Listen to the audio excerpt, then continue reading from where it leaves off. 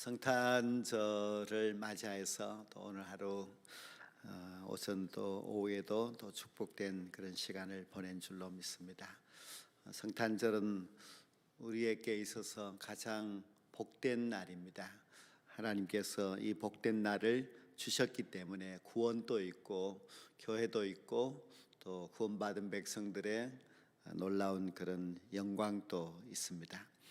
2000년 전 예수님께서 탄생하셨을 때에 예수님의 성탄을 대하는 사람들이 세 부류로 나누어졌습니다. 첫 번째 부류 사람들은 예수님을 사랑했던 그런 사람들이고, 두 번째 부류는 사람들은 예수님을 미워했던 사람, 세 번째 부류의 사람들은 무관심했던 그런 사람들입니다.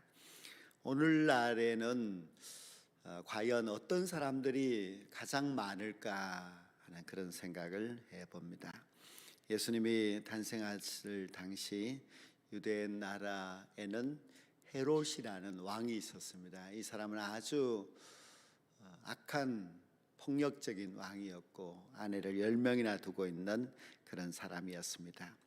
그런데 그때의 동방에서 박사들이 이 헤롯에게 찾아가서 유대인의 왕으로 나시니가 어디 있느냐, 우리가 경배하러 왔다고 말을 하게 됩니다. 헤롯은 깜짝 놀랍니다. 왜냐하면 자신이 왕인데 지금 왕이 태어났다, 자기의 집안에는 지금 그런 탄생이 없었기 때문에 놀란 것입니다. 그래서 놀란 이 헤롯이 이제 성경 박사인 서기관을 불러서 유대인의 왕으로 탄생한다는 그런 구약의 예언이 있느냐 물었습니다. 그때에 서기관들이 유대 땅 베들레헴에서 탄생한다고 했습니다 하고 가르쳐 주게 됩니다. 이때 왕이 동방박사들에게 베들레헴이라고 가르쳐 주면서 하는 말이, 찾거든 나에게도 알려달라, 나도 가서 그에게 경배하겠다, 그렇게 이야기를 합니다. 동방박사들은 별을 연구하며 별을 따라서 왔습니다. 그들이 그저 헛된 발걸음으로 온 것도 아니고 거짓말을 하러 온 것도 아니고 분명히 유대인의 왕의 탄생을 알고 온 그런 사람들입니다. 그런데 헤롯이 나도 가서 경배하겠다고 하는 그 말은 거짓말입니다. 예수님이 정말 왕이라고 여겼다면은 그가 정말 경배했겠죠. 그러나 헤롯은 경배하러 가지도 않았습니다. 자기가 앞장서서 경배하러 가겠다고 해도 될 터인데 그렇게 하지 않았고, 그리고 나중에 결국은 베들레헴 지경에 있는 2살 이하의 모든 아이들을 죽이는 것을 볼 때에 왕을 그가 경배하지 않을 뿐 아니라 왕의 탄생을 아주 적극적으로 싫어했던 그런 사람이라고 할 수 있습니다. 내가 왕이 되려고 하는 사람은 예수님을 왕으로 섬기지를 못합니다. 예수님이 왕 되심을 싫어하는 그런 사람들이지요. 오늘날 성탄절을 맞이하여서 정말 예수님이 왕 되심을 인정하느냐, 예수님의 왕 되심을 경배하느냐, 그렇게 물었을 때에 많은 이 세상 사람들은 예수님을 왕으로 인정하지도 경배하지도 않는 것을 볼 수가 있습니다. 왜 예수님을 왕으로 인정하지 않는가 하면은 자신이 왕이 되었기 때문이며 또 세상이 왕이 되었기 때문에 그렇습니다. 자신이 왕이 되려고 했던 헤롯은 결국 예수님을 왕으로 경배하지 않았습니다. 우리도 내가 더 중요하면은 예수님을 경배하지 않습니다. 우리가 성탄절을 맞이하여서 많은 성도들이 성탄절 예배조차도 참여하지 않는 것을 보고 실망하는 그런 마음들이 많이 생겼는데요. 정말 예수님이 왕으로 내 삶의 주인으로 그렇게 인정한다면 당연히 예수님을 경배해야 되겠지요. 근데 왜 경배하지 않느냐? 세상이 나의 왕입니다. 세상이 더 좋기 때문에 세상을 쫓아서 나아가는 자들이 너무나 많습니다. 예수님은 2000년 전에 이 땅에 왕으로 탄생하셨습니다. 그 누구보다도 동방 박사들이 가장 잘 알았습니다. 이스라엘에는 그동안 참 많은 왕이 있었습니다. 예수님이 탄생할 그 당시에도 그 지경에, 그 지역, 그 모든 시대에 많은 그런 왕들이 있었습니다. 그런데 그렇게 많은 왕들이 있었고 또 그 당시에도 왕이 있었지만은 그 왕들 가운데서는 세상을 구원할 그런 왕은 한 사람도 없었습니다. 하나님께서는 그렇게 멸망해가는 백성들을 불쌍히 여기시고 자기 아들 예수 그리스도를 이 땅에 보내셨습니다.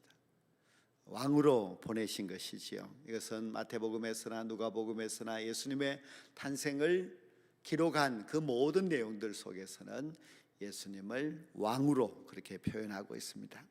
예수님은 어떤 왕으로 이 땅에 오셨는가 하면은 인간을 구원할 왕으로 오셨습니다. 예수님께서 이 땅에 오심으로 말미암아 구원의 역사가 시작이 되었고 예수님을 왕으로 믿고 섬기는 자들이 결국 구원을 받게 됩니다. 또 예수님은 평화의 왕으로 오셨습니다. 헤롯 왕은 평화의 왕이 아니었습니다. 헤롯은 너무나 폭압적인 그런 정치를 하였고 또 그가 자기의 가족을 죽일 뿐만 아니라 또 왕의 탄생에 대한 동방 박사들의 이야기를 듣고 베들레헴 지경의 2살 이하의 아이들을 다 죽이는 것을 볼 때에 그는 결코 평화의 왕이 아니었습니다. 성탄절은 구원의 왕으로 오신 예수님을 경배하는 날입니다. 왜 우리가 예수님을 경배해야 되는가 하면은 예수님이 진정 우리의 구원자이기 때문에 그렇습니다. 예수님의 구원 때문에 우리가 이렇게 큰 축복을 받았으니 우리는 구원받은 자로서 우리 예수님을 경배하는 것이 마땅합니다. 또 예수님은 평화의 왕으로 오셨기 때문에 우리가 그 예수님을 경배할 수 있어야 됩니다. 천사들도 하늘의 영광이요 땅에서는 평화라 그런 말을 전하여 주었죠. 예수님이 이 땅에 오심으로 인하여서 평화의 세상이 되었고 예수님을 왕으로 모시는 사람들에게는 그 마음속에 평화가 임하게 됩니다. 즉 예수님은 구원의 왕이시고 또 평화의 왕으로 탄생하셨습니다. 그래서 구원과 평화의 왕 되신 예수 그리스도를 우리가 경배하는 것이 마땅합니다. 성탄절은 예수님을 왕으로 모시는 날입니다. 성탄절은 예수님을 왕으로 경배하는 날이라고 할 수 있습니다. 헤롯은 예수님의 탄생을 기뻐하지 않았고 또 경배하지도 않았습니다. 그래서 그는 악한 왕이었고 예수님을 경배하지 않았던 그 헤롯은 결국 심판을 받고 말았습니다. 오늘날에도 예수님을 왕으로 인정하지 않는 사람들은 결코 성탄을 기뻐할 수 없고 축하할 수도 없습니다. 예수님을 왕으로 경배하지 않는 사람들에게 있을 그 결과는 바로 심판입니다. 동방 박사들은 예수님을 왕으로 경배한 사람들입니다. 그들이 아주 먼 나라에서도 왔고 그리고 비록 왕궁이 아니라 베들레헴 지경의 한 마국간에서 태어난 아기 예수님이었지만은 그들은 예수님에게 진정한 왕으로서 경배를 하였습니다. 예수님을 왕으로 인정하였기에 그들은 겸손하게 엎드려서 자기들이 가지고 온 그 귀한 예물을 드렸습니다.